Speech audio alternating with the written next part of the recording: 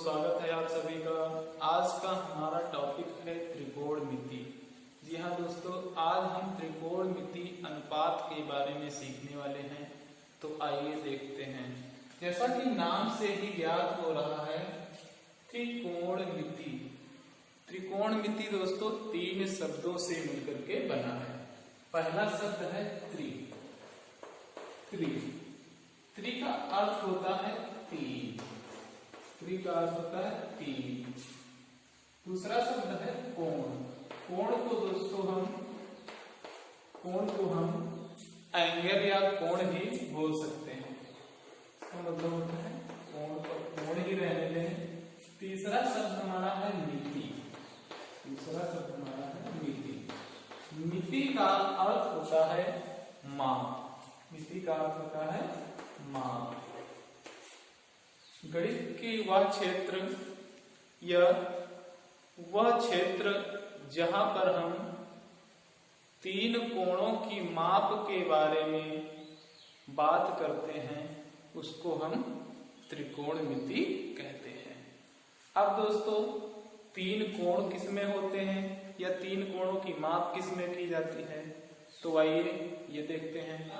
त्रिभुज भी कई प्रकार के होते हैं। समबाहु त्रिभुज, विषमबाहु त्रिभुज, समकोण त्रिभुज, बहुत सारे त्रिभुज हैं। लेकिन त्रिकोणमिति में आर्यभट्ट जी ने समकोण त्रिभुज को लिया और इसी समकोण त्रिभुज पर बात की। समकोण त्रिभुज दोस्तों क्या होता है? एक ऐसा त्रिभुज जिसका एक कोण 90 अंश का, एक कोण जो है वो 90 डिग्री है यदि, तो उस त्रिभुज को हम कहेंगे समकोण त्रिभुज। इस समकोण त्रिभुज के नाम आप रख सकते हैं ए, बी, सी। इस तरह से आप नाम रख सकते हैं। बात करें यदि इस त्रिभुज की, तो इस त्रिभुज में आपको 6 चीजें नजर आ रही होंगी। कैसे? तीन तो इसमें भुजाएं हैं, एक ये और ये, तीन भुजाएं हैं। इसके साथ साथ तीन कोण भी हैं, एक ये कोण और तीसरा। तीन कोण और तीन भुजाएं, कुल मिला के इस त्रिभुज में हमें 6 चीजें नजर आ रही हैं। आर्यभट्ट जी ने इन कोणों और भुजाओं के संबंध में कुछ बताया, जिसको हम त्रिकोणमिति अनुपात के रूप में जानते हैं।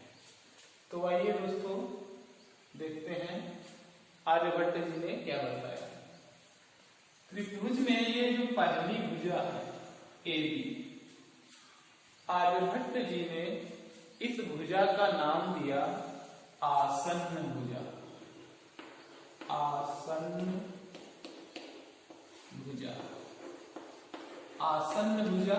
आसन्न भुजा दोस्तों इसलिए कहा कि ये पूरा जो त्रिभुज है ये इस AB पर आसन करता हुआ प्रतीत हो रहा है। दूसरा नाम इसका दिया आधार। दूसरा नाम है आधार। इसी तरह इस वाली भुजा का नाम उन्होंने बताया सम्मुख भुजा। सम्मुख भुजा। अब दोस्तों ये सम्मुख भुजा कैसे हो गई? यहां पे ये कोण हमारा फिक्स रहता है। ये कोण तो हमारा फिक्स है 90 डिग्री। बचते हैं ये दो कोण। ये दोनों कोण न्यून कोण होते हैं। तो जिस कोण के विषय में हम बात करेंगे, इन दोनों न्यून कोणों की ही बात करनी है। वैसे इन दोनों न्यून कोणों में जिसकी हम बात करेंगे, उसके सामने की भुजा को हम सम्मुख भुजा कहेंगे। ए के सामने की भुजा BC है, इसको सम्मुख भुजा कहेंगे। और यदि बात करते C की, तो इसके सामने भुजा AB है, तो AB को हम सम्मुख भुजा कहते हैं। तो इसका नाम आर्यभट्ट जी ने बताया सम्मुख भुजा। सम्मुख भुजा। इसका दूसरा एक नाम है लंब। लंब क्यों कहा? क्योंकि ये आधार पर 90 डिग्री का कोण बना रही है, इसलिए इसको हमने लंब कह दिया। तीसरी भुजा जो सबसे बड़ी भुजा थी, इसका नाम कर्ण रखा। कर्ण। वैसे भी यदि हमारे परिवार में कोई सबसे बड़ा सदस्य होता है तो उसको कर्ण ही कहते हैं, इसलिए इस सबसे बड़ी भुजा को आर्यभट्ट जी ने कर्ण नाम दिया। और पहले अनुपात के बारे में उन्होंने बताया, उस अनुपात का नाम उन्होंने दिया ज्या। आर्यभट्ट जी ने पहले अनुपात का नाम रखा ज्या, दूसरे अनुपात का नाम रखा कोज्या। दूसरे अनुपात का नाम क्या रखा? कोज्या। इसी प्रकार तीसरे अनुपात का नाम रखा स्पर्शज्या। स्पर्शज्या।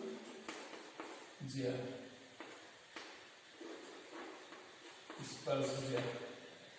चौथे संबंध का नाम रखा कोस्पर्शज्या या कोटिस्पर्शज्या। कोटिस्पर्शज्या। पांचवें संबंध का नाम रखा व्युकोज्या। व्युकोज्या। और अंतिम अनुपात जो हमारा है वो है व्युज्या। व्युज्या। दोस्तों, इनके जो नाम रखे आर्यभट्ट जी ने वो थोड़ा सा अटपटे नाम थे, इसलिए लोगों को इन नाम को याद करने में थोड़ा सा तकलीफ महसूस हुई। इसलिए इनके नाम अंग्रेजी में बोले जाने लगे। अंग्रेजी में इसका नाम ज्या का नाम रखा साइन। SILE। साइन बोला इसको। कोज्या को इन्होंने कोसाइन बोला। कोसाइन। स्पर्शज्या को टेंजेंट कह दिया। टेंजेंट। कोटिस्पर्शज्या को कोटेंजेंट। कोटेंजेंट। और व्युज्या को सेकंड कहा। सेकंड।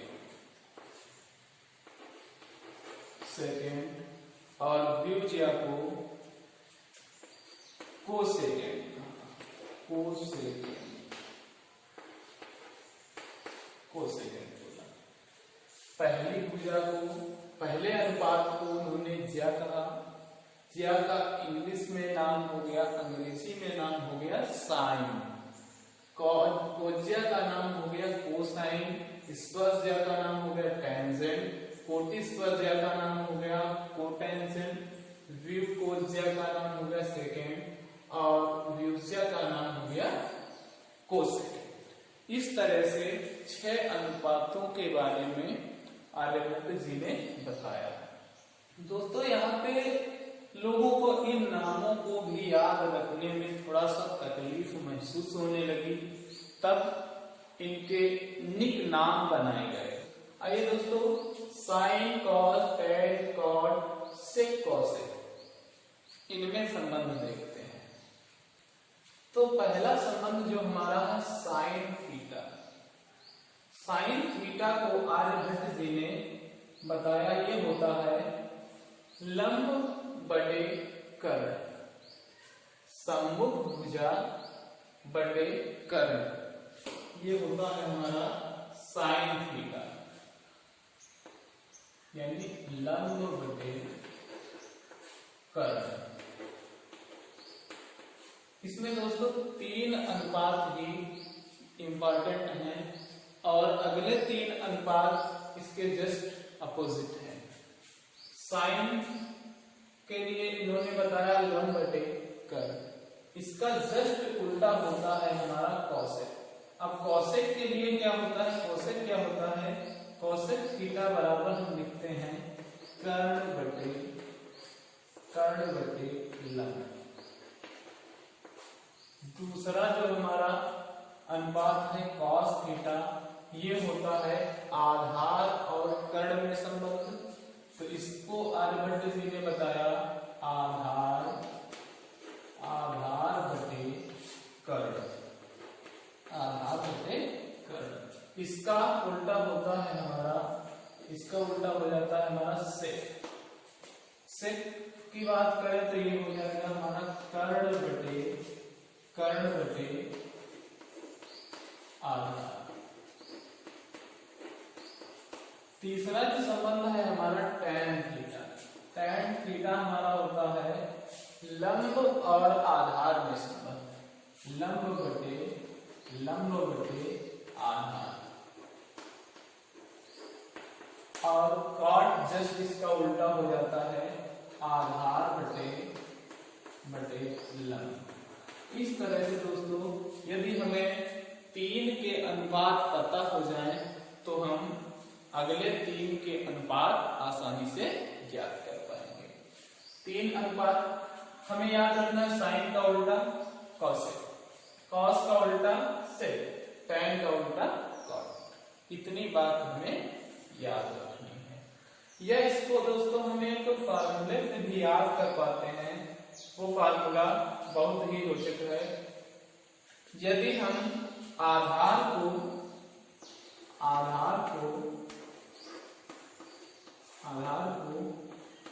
ए से डिनोट करें, लंब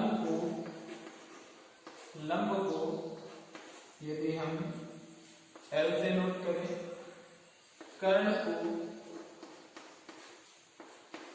के से नोट करें, तो एक फार्मूला बन के आता है यहां से लाल बटे कक्का। इस फार्मूले की मदद से हम इन सभी अनुपातों को आसानी से ज्ञात कर सकते हैं। जैसे लंब बटे कर्ण, तो ये हमारा हो जाएगा लंब बटे कर्ण साइन हो जाएगा, साइन थीटा। इसका उल्टा अगर कर दे कर्ण बटे लंब, तो ये हमारा हो जाएगा कॉसेक थीटा। इसी तरह आधार बटे कर्ण की यदि बात करें तो ये हमारा हो जाएगा कॉस थीटा। जस्ट इसका उल्टा कर्ण बटे आधार की बात करें तो ये हमारा बन जाएगा सेक थीटा। इसी तरह लंब बटे आधार की यदि हम बात करते हैं तो ये हमारा बन जाता है टैन थीटा, और आधार बटे लंब की बात करते हैं तो ये हमारा बन जाता है कॉट थीटा। दोस्तों अभी तक हमने देखा साइन का उल्टा कॉसेक, कॉस का उल्टा सेक, टैन का उल्टा कॉट। तो आइए दोस्तों इनमें और क्या संबंध है इसके विषय में भी जान लेते हैं। जैसे हम बोलते हैं साइन का उल्टा जो होता है वो होता है कोसेक। तो हम साइन थीटा बराबर लिख सकते हैं 1 बटे कोसेक थीटा। इसी तरह इसका जस्ट उल्टा कोसेक थीटा बराबर हम लिख सकते हैं, कोसेक थीटा बराबर हम लिख सकते हैं 1 बटे साइन थीटा। इसी तरह से अब दूसरा जो हमारा अनुपात है कॉस थीटा, इसके बराबर में हम लोग लिख सकते हैं 1 बटे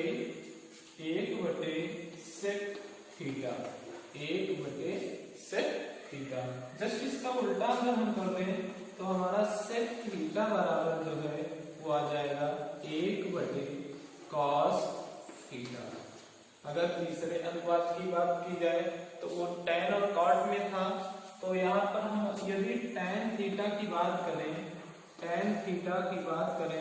टैन थीटा को हम लोग लिखते हैं 1 बटे कॉट थीटा, या फिर 1 बटे कॉट थीटा, या फिर इसको हम लोग लिख देते हैं साइन थीटा बटे कॉस थीटा। जी हाँ दोस्तों, 1 बटे कॉस थीटा भी, कॉट थीटा भी लिखते हैं। साथ में ही यदि इसकी जरूरत नहीं है तो हम साइन थीटा बटे कॉस थीटा भी लिखते हैं। इसी तरह जैसे इसका उल्टा यदि कर दें तो cot थीटा बराबर हम लिखेंगे, cot थीटा बराबर हमारा होता है 1/tan थीटा, 1/tan थीटा। इसका अगर साइन और कॉस के पदों में इसको यदि हम लिखना चाहें तो ये हमारा हो जाता है cos थीटा बटे साइन थीटा। तो इस तरह से दोस्तों साइन और साइन के अतिरिक्त जितने भी त्रिकोणमितीय अनुपात हैं उनमें कुछ संबंध हैं जो कि आपके लिए बहुत ही महत्वपूर्ण है। तो दोस्तों यदि आपको वीडियो अच्छा लगा हो तो प्लीज लाइक और चैनल को सब्सक्राइब जरूर करें। Thank you.